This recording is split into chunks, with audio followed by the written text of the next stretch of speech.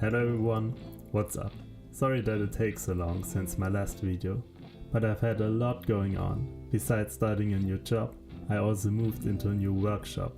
Now I've got all this beautiful space just for me and my CNC machine. And if you're wondering where the bathroom is, yeah, let's not talk about it. Sometimes you've gotta make sacrifices to impress random strangers on the internet. Anyway, let's get the CNC machine set up again. Grease everything properly, plug in all the cables to their clearly labeled counterparts. It's kind of like Lego, just way more expensive and probably more dangerous. Everything lit up, that's a good sign. A few test runs to make sure it all works and the setup is done. Honestly, this might be the ugliest setup I've ever seen. Hard to believe I actually work like this. On this. Let's get to work on the stand. I couldn't quite get through the mini boards with the saw, but the router and a bit of brute force did the trick. Straight onto the CNC with the board. Set the origin points and we are off. The boards make up the main body and the middle section. The treble clef come from the 3D printer.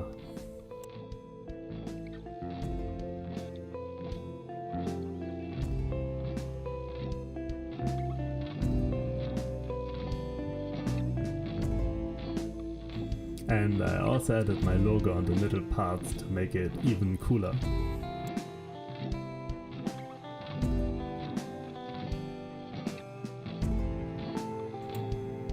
Now we add some nice chamfers to the part and that's it for the milling.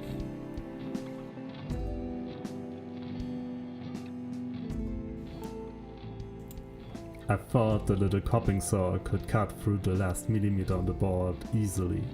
It could have, but the frame was way too small, so I had to come up with another solution. And of course it had to be a terrible idea. I figured I'd just slice through the last bit with a carving knife. I'd only left a 1mm connection, so I thought it would be easy. Spoiler, it's worked terrible. It was exhausting and the wood splittered like crazy. A total disaster. I do not recommend this method. Luckily I had another idea. Unfortunately not a much better one. I drilled a bunch of holes side by side and want to snap the rest off. They didn't go well either, everything broke apart and splittered. Then I thought about using the router, but that felt way too unsafe. So I finally went to the chisel to remove the last millimeter, and who would have guessed, it turned out horrible again. But don't worry, I've got a plan to fix it all.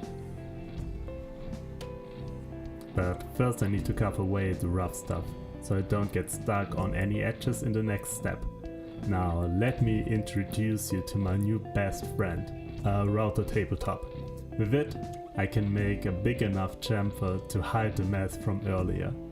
Just gotta attach it very professional to my mobile workbench and off we go. Using this router table makes me feel like I'm in a professional woodworking shop. Just a few more videos and I will slowly add more tools. I'm already planning on a bandsaw, a table saw, a milter saw, oscillating sander, a thickness planer, proper dust collection, a bigger space, more clamps, new files, better ear protection. It's gotta be one expensive shopping spree, folks.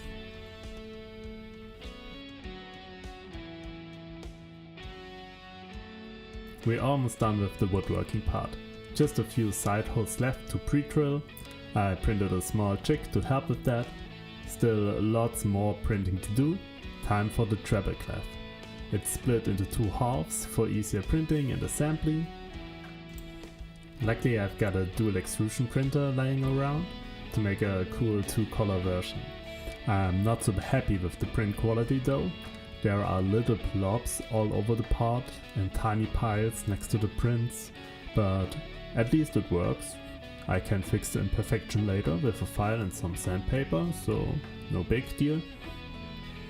Oh, and I ran out of my darkest brown filament halfway through, so now there are a few color variations. A quick test fit and it works exactly as planned. Beautiful. Now for some finishing touches with the knife, the file and sanding paper. Super efficient because while I'm working, the CNC is already cutting parts for the next super secret project. Through it's probably in the background of some shots because I forgot to put it away. Or maybe I left it on purpose to get you to watch longer. What do you think? Let me know in the comments.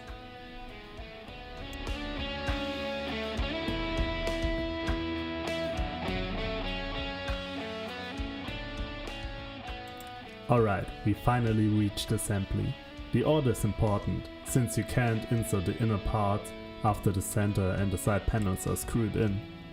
I glued everything together nice and simple. The screws are now hidden, but unfortunately also unreachable. Definitely something I will change in version 2.0. I should also rethink my tolerances. The 3D printed part had to be clamped really hard to avoid gaps. All in all, I like the split model and glued approach. It was easy to produce in assembly, only the extra filling and sanding work was a pain and could have been avoided. And now it's basically done. A little wobbly on its feet, but I can fix that later. Ready for a terrible filming camera pan? Let's go.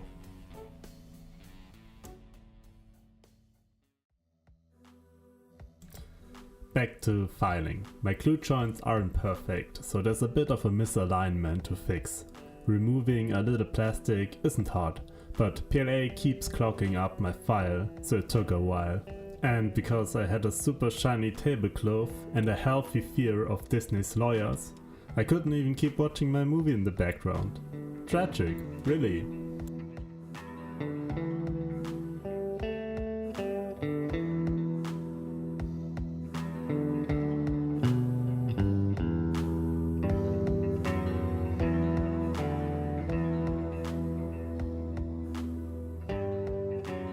Okay, here we have some more problems. A few gaps has shown up here, and over there.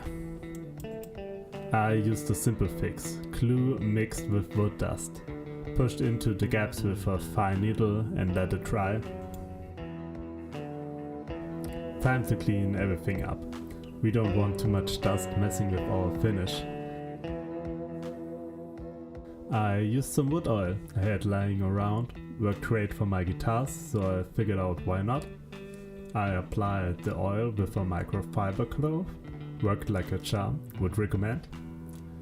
Then came primer and clear coat, and all that left now are the rubber pads. I went with a thin foam rubber mat, not sure how well it will hold up over time, but visually it was the best option. Everything else looked too bulky or just didn't fit the style. Thanks to the adhesive backing, it was easy to attach, just taking a bit of patience and dexterity.